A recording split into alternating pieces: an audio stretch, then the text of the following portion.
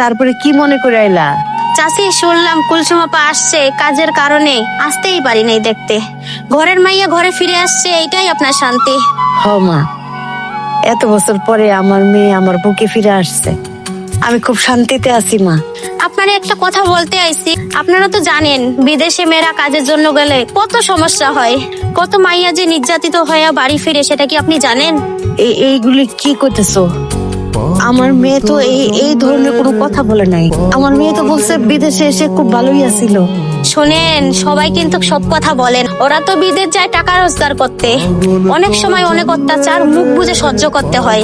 আপনার মেয়ে আইছে, শুনেন, ওনার শরীরে বা মনে খোঁজ খবর নিয়ে দেখেন কোনো জায়গায় কোনো দাগ আছে কিনা। আমি এইটাও শুনছি বিদেশের মাটিতে মেয়েরা নাকি অনেক ধর্ষিত হয়, বাড়িতে লজ্জায় কেউ কিছু এসে বলতে পারে না। কি কইতেছো এগুলি মা? তুমি কি বলতেছো?